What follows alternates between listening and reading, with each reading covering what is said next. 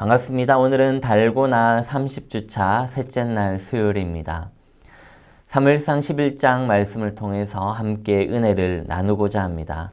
사울은 사무엘상 9장에서 하나님에 의해 왕으로 선택됩니다. 이어지는 10장은 이렇게 왕으로 선택된 사울이 사무엘을 통해 기름 부음을 받고 모든 백성 앞에서 왕으로 선출되는 과정을 그리고 있습니다.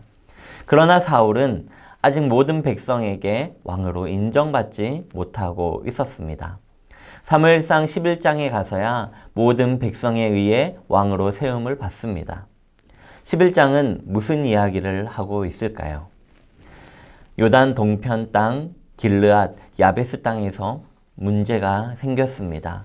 암몬 사람 나하스가 쳐들어온 것입니다. 야베스 사람들은 우리가 당신들을 섬기는 조약을 맺겠다고 고개를 조아립니다. 그런데도 암몬 사람 나하스는 너희의 오른쪽 눈을 다 빼내어 너희를 모욕하고 나서 조약을 맺겠다고 선언합니다. 우리는 이 대목에서 아무 고민도 없이 암몬 사람을 섬기겠다고 하는 이스라엘 민족의 처참한 현실을 곰곰이 생각해 보아야 합니다.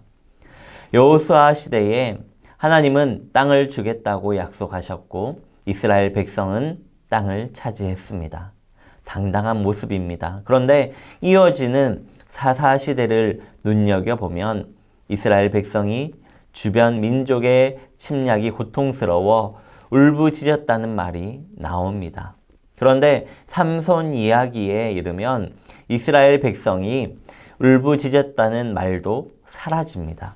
더 나아가 미가와 단 지파의 이야기에 이르면 하나님의 말씀대로가 아니라 내가 내 맘대로 다 알아서 한다는 것입니다. 그리고 사무엘상 11장엔 이방 민족의 힘에 눌려 그들을 섬기겠다고 말하면서 고개를 조아려 목숨을 부지하려는 이스라엘 민족의 처참한 모습이 그려져 있습니다.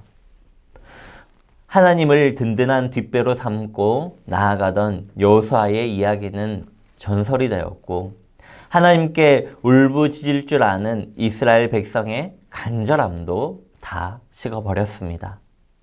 하나님과의 올바른 관계를 통해 모든 것을 해결하던 신실한 그 능력이 사라진 나라.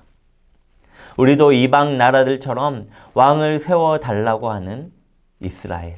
자기들이 원하는 왕을 세워놓고도 외적이 침입하자 자세를 낮추고 섬기겠다는 것입니다. 사울 왕을 믿지 못하는 것입니다. 그런데 오른쪽 눈을 빼겠다고 하자 믿져야 본전이라는 생각으로 사울 왕에게 전가를 보냅니다.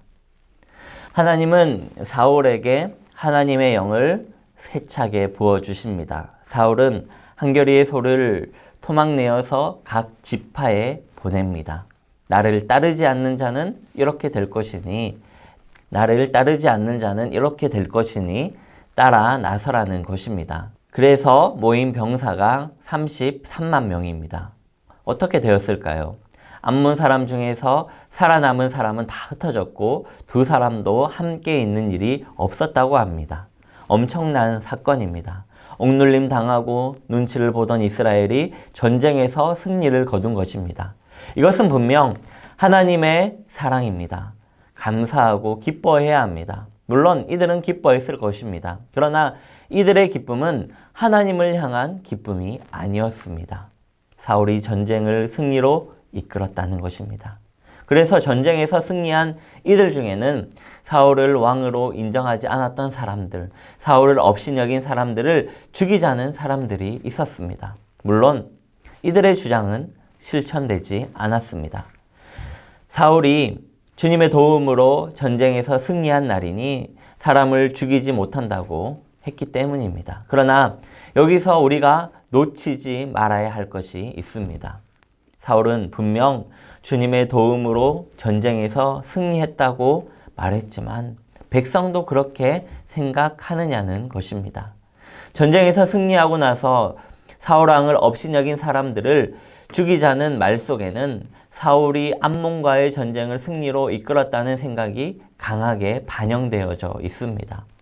사무엘은 이런 상황에서 백성을 데리고 길갈로 가서 사울이 우리의 왕이라고 새롭게 선포합니다. 물론 주님께 화목 제물을 드렸습니다. 감사의 제물을 드린 것입니다. 그런데 본문을 찬찬히 읽어보면 하나님 중심이 아니라 사울 왕을 중심으로 움직이고 있는 것을 보입니다.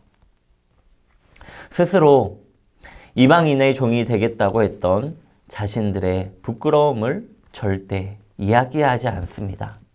암몬 사람을 섬기겠다는 말을 건넨 자신들의 죄를 회개하지 않습니다. 그저 승리했으니 좋은 것입니다. 사울 왕이 전쟁을 승리로 이끌었으니 사울은 이제 우리의 왕이라는 것입니다. 번제물 없는 화목제물 뿐입니다. 성도 여러분, 결과가 좋으면 좋은 것이라는 생각이 팽배해져 있습니다. 잘못되면 남을 탓하고 잘되면 좋아서 신바람 나고 자신을 돌아보며 자기를 다듬어 갈 마음이 없는 것입니다. 여기에는 살얼음판을 걷는 위험이 가까이 있습니다. 우리는 하나님을 바라보기를 원합니다. 하나님 앞에서 살아가는 복된 하루가 되기를 소망합니다. 감사합니다.